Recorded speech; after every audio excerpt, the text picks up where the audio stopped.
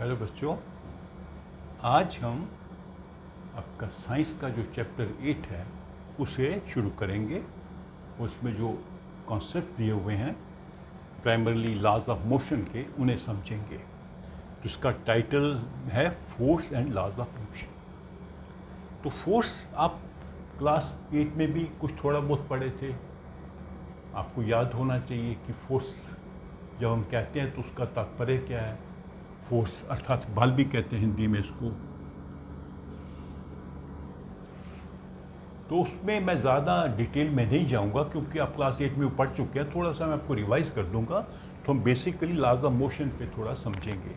तो फोर्स अगर बिल्कुल हम सिंपल भाषा में इसको समझें तो या तो पुश है या पुल है। ठीक है, मान लीजिए जैसे ये बुक पड़ी हुई है, या तो उसको मैं पुश कर रहा हूं या उसको मैं पुल कर रहा हूं। जहां भी आप फोर्स लगाते हैं जनरली पुश एंड पुल ही होता है, और कई बार दोनों पुश एंड पुल इकट्ठा भी हो सकता है। पहले पुश हुआ फिर पुल हुआ, एक साथ नहीं होगा। तो फोर्स को आप देख नहीं सकते। फोर्स ऐसी चीज नहीं जो आपको दिखाई देगी, इसका प्रभाव आपको दिखाई देगा। जब भी आप किसी ऑब्जेक्ट पे ऊपर फोर्स लगाते हैं तो उसका कुछ प्रभाव होंगे। वो क्या प्रभाव होते हैं, क्या इफेक्ट होंगे, कुछ याद है आपको जो क्लास 8 में हमने पढ़ा था? एक तो होता है कि रुकी हुई चीज चलने लगेगी, स्टार्ट मूविंग। जैसे ये बुक पुस्तक अभी रुकी हुई है, इसको मैं पुश करता हूं तो ये चलने लग पड़ती है, इट इज मूविंग। क्यों मूव कर रही है? क्योंकि मैं फोर्स अप्लाई कर रहा हूं। कौन सी फोर्स अप्लाई कर रहा हूं? अपनी मस्कुलर फोर्स, हाथ की। या फिर क्या होगा, जो चीज चल रही है उसकी वेलोसिटी में परिवर्तन आएगा, उसकी वेलोसिटी चेंज होगी। या तो वेलोसिटी कम हो जाएगी या अधिक हो जाएगी। जैसे कार में ब्रेक लगाते हैं तो वेलोसिटी कम हो जाती है। एक्सेलरेट करते हैं मतलब इंजन ज़्यादा तेज़ गति से चलता है, ज़्यादा पावर से चलता है तो उसकी कार की गति बढ़ जाती है, उसकी वेलोसिटी बढ़ जाती है। फिर डायरेक्शन चेंज हो सकती है। मान लीजिए वो जैसे बाउलर बॉल फेंकता है तो बॉल, उसकी जो बॉल है एक डायरेक्शन में जा रही है गेंद, तो बैट्समैन उसको हिट करता है, उसकी डायरेक्शन बदल जाती है। बैट्समैन बैट से उसको फोर्स लगाता है, उसकी डायरेक्शन बदल जाती है, तो उसकी डायरेक्शन चेंज हो सकती है। फिर उसका साइज चेंज हो सकता है। ये सब हम पढ़ चुके थे, मैंने एग्जांपल्स भी आपको समझाई थी। आप मेरा वो वीडियो देख लीजिए क्लास 8 का। उसकी शेप चेंज हो सकती है। तो जब भी कोई ऑब्जेक्ट, रुकता हुआ ऑब्जेक्ट चलने लगे, उसकी वेलोसिटी में परिवर्तन आ जाए, डायरेक्शन में परिवर्तन आ जाए, साइज में परिवर्तन आ जाए, शेप में परिवर्तन आ जाए, तो आपको मान लेना चाहिए कि कोई फोर्स उस पर अप्लाई की जा रही है। Some force is being applied on that object. ठीक है, फिर एक और चीज समझ लेते हैं। फोर्स दो प्रकार की होती है। एक होती है कॉन्टैक्ट फोर्स। जैसे मैं, अगर इस बुक को मैंने पुश करना है तो मेरे को टच करना पड़ रहा है, मैं डायरेक्टली टच नहीं करूंगा, इस ऑब्जेक्ट से टच करूंगा, तभी भी टच के बिना ही, टच करने पर ही ये फोर्स इस पर लागू होगी, इस पर अप्लाई होगी और ये मूव करेगी। ठीक है, बैट्समैन जब बॉल उसकी बैट से टच करेगी तभी बॉल डिफरेंट डायरेक्शन में जाएगी। आपने इस काउंटर को मूव करना है, इसको टच करके पुश करना पड़ेगा। तो ये कांटेक्ट फोर्स है, जहां पर जिस माध्यम से हम फोर्स लगा रहे हैं और जिस पर फोर्स लगा रहे हैं उनमें कांटेक्ट होना चाहिए। जैसे इस किताब पर मैं अपनी मस्कुलर फोर्स लगा रहा हूं तो मेरे हैंड और इस बुक में कांटेक्ट होना चाहिए, बैट और बॉल के बीच में कांटेक्ट होना चाहिए। तो कांटेक्ट फोर्सेस वो होती हैं। फिर नॉन कांटेक्ट फोर्सेस, जिसमें कोई कांटेक्ट नहीं होगा, बिना कांटेक्ट के जो है फोर्स अप्लाई की जा सकती है। जैसे सबसे अच्छा एग्जांपल है ग्रेविटेशन। ये मैंने छोड़ा, ये नीचे गया, धरती ने इसको अपनी तरफ खींचा, कांटेक्ट नहीं है धरती और उसके बीच में। या मैग्नेट किसी लोहे के पीस को खींचता है, तो मैग्नेट और लोहे के पीस में कोई कांटेक्ट नहीं होता, तो वो नॉन कांटेक्ट फोर्सेस होती हैं। फिर हमने समझना है balanced and non balanced forces.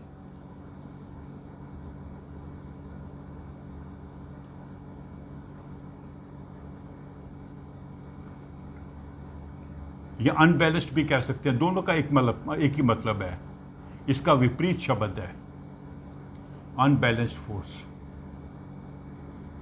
ठीक है,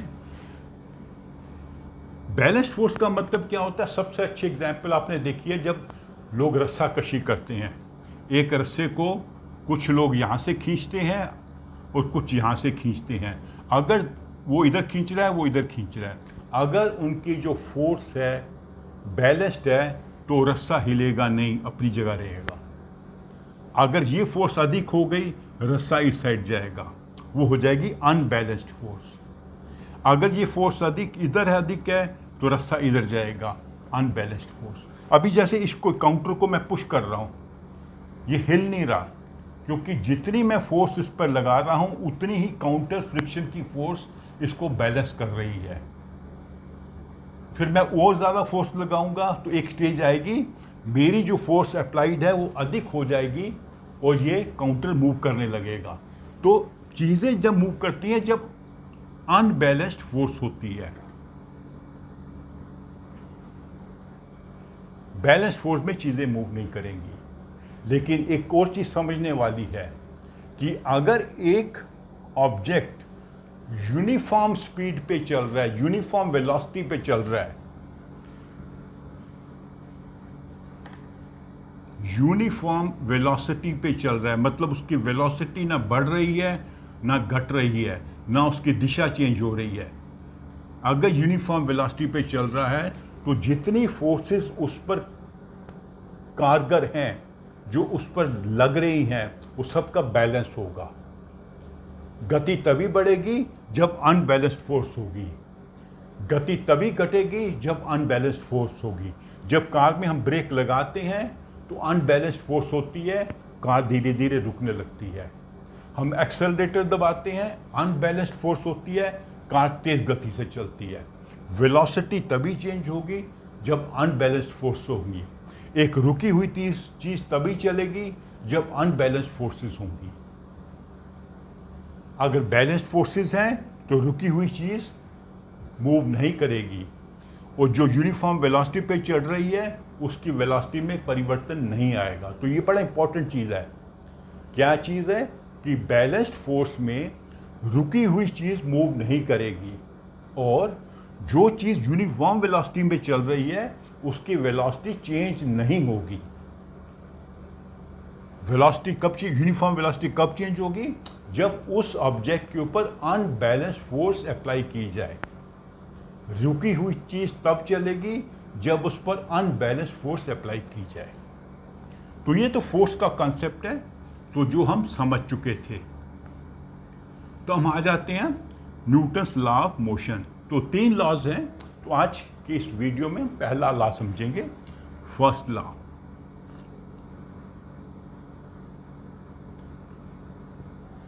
इस पहले लॉ को पढ़ लेते हैं, ये आपकी बुक में दिया हुआ है, मैंने वहीं से इसको लिखा है। An object remains in A state of rest. Rest होता है मतलब वो स्थिर है, रुक, मूव नहीं कर रहा, नॉट मूविंग। जैसे ये किताब है, ये स्टेट ऑफ रेस्ट में है, ये किसी डायरेक्शन में मूव नहीं कर रही। और of uniform motion in a straight line, ये बहुत इंपॉर्टेंट चीज है।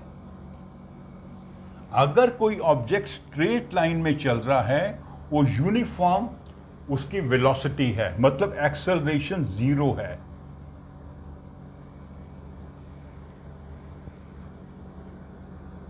तो क्या होगा?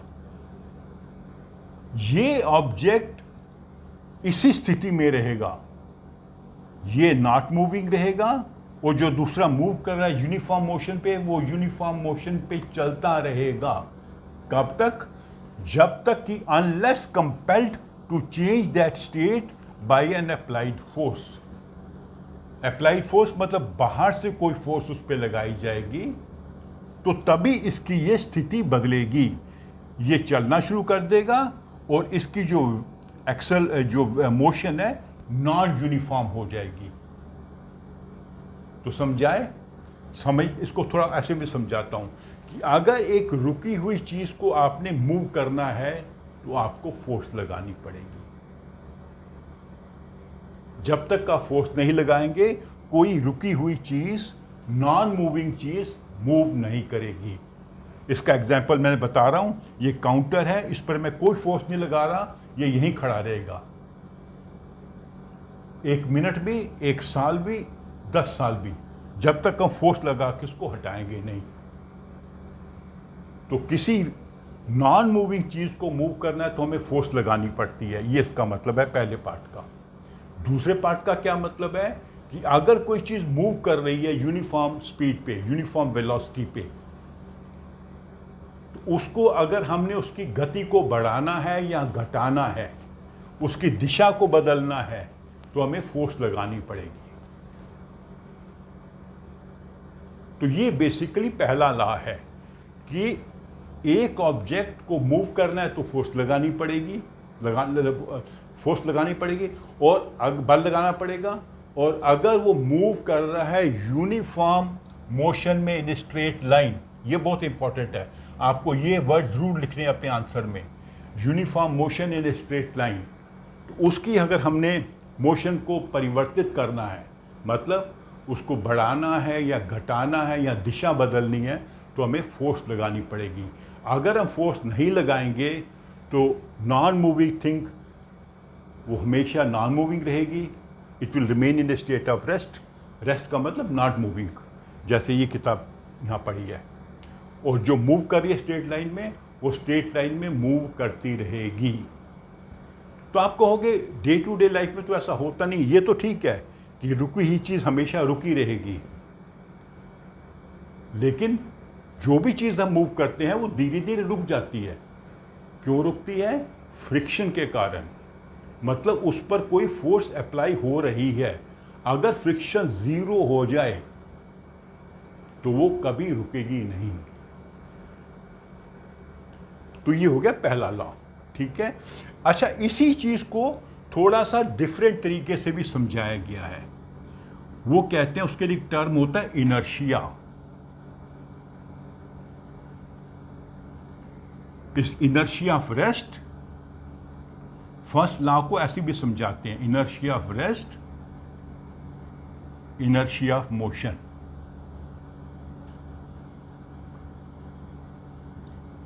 ये फर्स्ट लॉ का एक दूसरा उसका रूप है।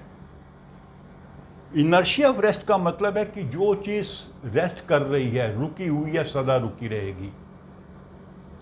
जो चीज मूव कर रही है वो सदा मूव करती रहेगी। Of course motion it is uniform motion in straight line.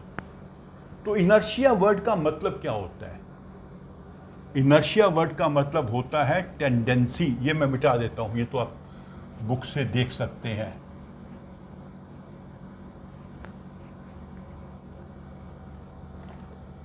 एक इंग्लिश वर्ड होता है टेंडेंसी, हिंदी में कहेंगे प्रवृत्ति। उसका स्वभाव, एग्जैक्ट वर्ड है प्रवृत्ति। स्वभाव मैं समझाने के लिए बोल रहा हूं, नेचर ये समझाने के लिए बोल रहा हूं मैं आपको। तो टेंडेंसी, तो जो चीज रुकी हुई है उसकी टेंडेंसी है कि वो रुकी रहेगी। So that is inertia of rest. जो चीज मूव कर रही है स्ट्रेट लाइन में, उसकी टेंडेंसी है कि वो मूव करती रहेगी। It is inertia of motion. तो हर ऑब्जेक्ट में एक टेंडेंसी होती है, एक प्रवृत्ति होती है। वो प्रवृत्ति क्या है कि अगर वो रुकी हुई है तो रुकी रहेगी, अगर वो चल रही है यूनिफॉर्म मोशन में इन स्ट्रेट लाइन, तो वो uniform motion in straight line में चलती रहेगी। तो हो जाएगा इनर्शिया ऑफ मोशन, ठीक है। और ये इनर्शिया किस बात पर निर्भर करता है? ये निर्भर करता है उस ऑब्जेक्ट का मास कितना है।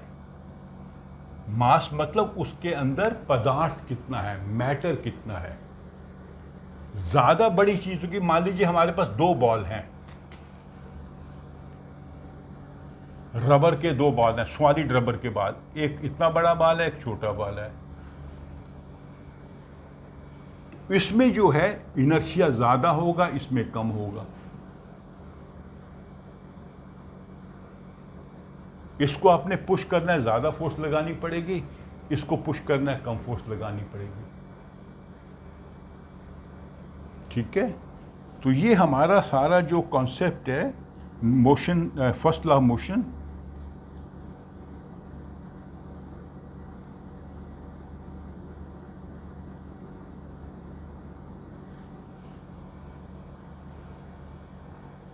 तो इसमें हमने पूरा पहले समझ लिया फोर्स क्या चीज़ होती है, जो हमने रिवाइज किया, जो हमने क्लास 8 में समझा था। फिर फर्स्ट लॉ ऑफ मोशन समझ लिया, और उसी को हमने समझ लिया इनर्शिया के कॉन्सेप्ट से।